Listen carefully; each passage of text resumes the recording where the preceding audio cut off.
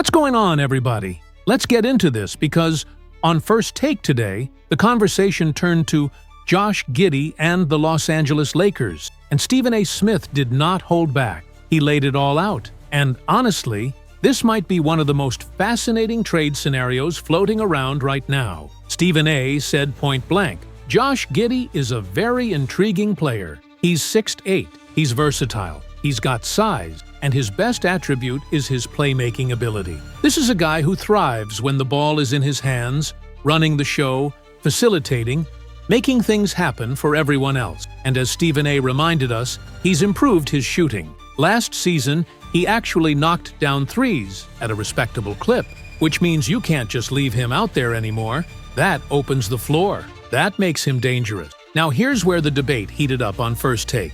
The Lakers already have Luka, LeBron James, and Austin Reeves. That's three playmakers right there. Three guys who can run an offense, create shots, and keep the ball moving. So the question Stephen A. raised is this: where does Josh Giddy fit in that pecking order? If you bring him in, is he the fourth playmaker behind those guys? And if so, are you really getting the best version of him? Because let's be real, Giddy is at his absolute best when the offense runs through him. And let me tell you, Stephen A. was clear. Defensively, Giddy isn't a problem. He's not elite, but he's no liability either. In Oklahoma City, his defensive ratings were solid, and compared to what the Lakers had last season, he would have been one of their better pieces on that end of the floor. He can guard multiple positions, slide into different matchups, and give you that Swiss Army knife type of presence. That's the kind of versatility any coach would love to have. But here's the kicker. Stephen A. argued that this move only makes real sense if the Lakers are willing to shake things up. If they were thinking about moving off Austin Reeves, then bringing in Josh Giddy might be the smarter long-term play. Why? Because you still maintain that playmaking ability, but you get a bigger body, more size, more versatility. You can slot Giddy at the 2, the 3, or even the 4 in a post-LeBron era. That gives the Lakers option, not limitation. Stephen A. even threw out scenarios. Imagine if the Lakers traded Reeves for a true two-way 3-and-D guy like a Herb Jones, and then paired him with Giddy. Suddenly, you've got shooting, defense, and another playmaker all at once. Or say you landed someone like Jalen Suggs. Now you've got a young, defensive-minded guard at the 2, and Giddy slides right into the 3 spot. The pieces fit. That's the vision. But again, the warning from Stephen A. was clear. You can't overload your roster with too many ball handlers who all need touches to be effective. That's where the Lakers could run into trouble. Luka's going to have the ball. LeBron is going to have the ball. Austin Reeves already takes on that role. If you throw Giddy into that mix without making adjustments, then one of those guys, maybe even Giddy himself, ends up standing around, underutilized, and not playing to his strengths. So at the end of the day, what Stephen A. Smith said on First Take really comes down to this. Josh Giddy could absolutely help the Lakers, but only if they create the right role for him. If they just stack him on top of what they already have, it's too many cooks in the kitchen, and one of them isn't being used the right way. But if they make the right moves, if they reshape the roster strategically, then Giddy could be the kind of piece that keeps the Lakers competitive now and sets them up for the future when LeBron eventually steps away. And that's the debate right now, folks. Is Josh Giddy the missing piece for the Lakers? Or is he just an extra playmaker on a team that already has too many? That's what Stephen A. put on the table. And it's something the Lakers front office has to think long and hard about. All right, everyone, let's dive deeper into this because First Take really went into detail about the Josh Giddy situation and the Lakers, and Stephen A. Smith gave a strong perspective on why this whole conversation is more complicated than people think. Stephen A. pointed out something very important. Josh Giddy is still incredibly young, just 22 years old, turning 23 next season. There's still plenty of room for growth, plenty of time for him to refine his game, especially as an off-ball player. But as it stands right now, his biggest value is when the ball is in his hand. That's where his playmaking shines.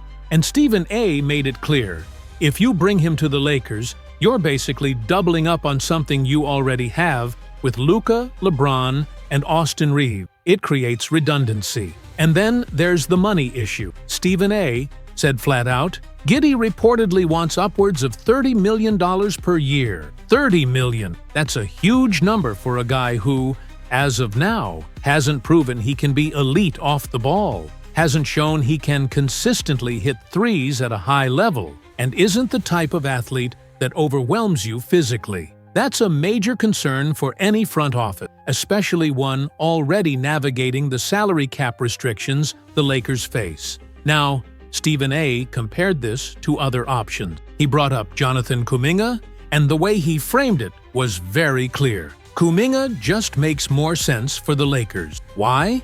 Because he fits a position of need. He's young, athletic, versatile, he plays defense, and while his shooting isn't elite yet, he showed improvement in the playoffs and has the upside to become a reliable off-ball contributor. He doesn't need the ball in his hands to be effective, and that's exactly the type of player who complements Luka and LeBron, not clashes with them. Same with Cam Thomas. Stephen A. said, look, this kid has that Lou Williams vibe. Instant offense off the bench, a straight bucket getter. And that's something the Lakers desperately need. Their bench has been one of the weakest offensive units in the league for years, and adding someone like Cam Thomas fills a hole. That's not redundancy. That's addressing a weakness. He even mentioned Quentin Grimes, another young guy who can defend, who can shoot, who can slide into a role without demanding the ball all the time. But here's the key difference Stephen A. emphasized.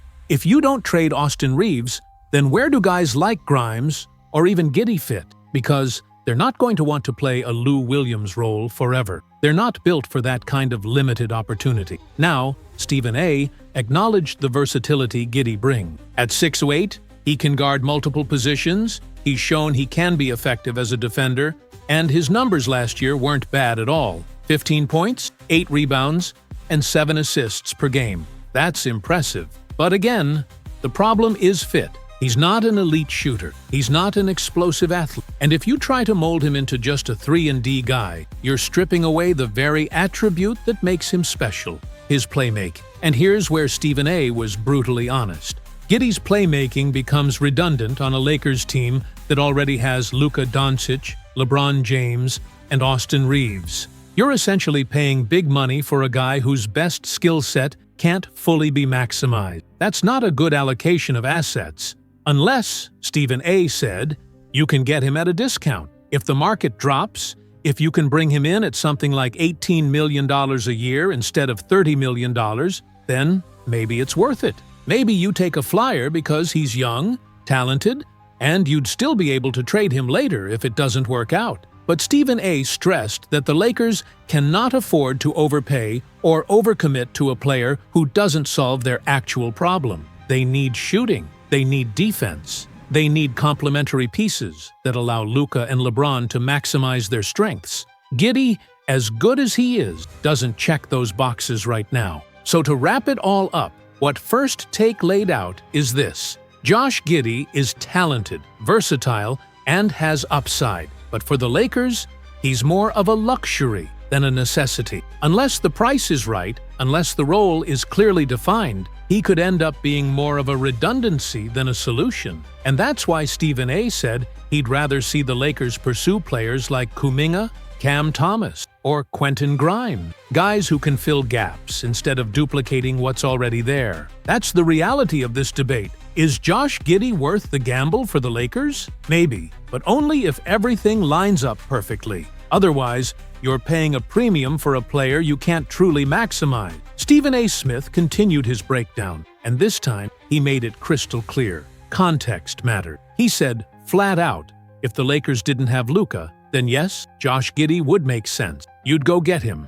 No hesitation. But because Luka is already there, and Luka is essentially a more dominant, more polished version of what Giddy brings to the table, the fit just doesn't line up. Now, Stephen A. did acknowledge something important. Playing alongside Luka could actually help Giddy's growth. It could speed up his development. But he framed it more as a scenario where Giddy becomes valuable down the road as a trade asset, potentially elevated to that Luka-level player status, not necessarily as a long-term fixture next to Luka. Because if Luka is giving you 65-plus games, you're never truly maximizing what Josh Giddy does best. Stephen A. pointed out the reality. Giddy would be useful when Luka takes nights off, or in the unfortunate event, Luka plays fewer games. That's when Giddy's value spikes. But, as Stephen A. emphasized, that's exactly why Austin Reaves is there. And Reaves has shown that when LeBron sits,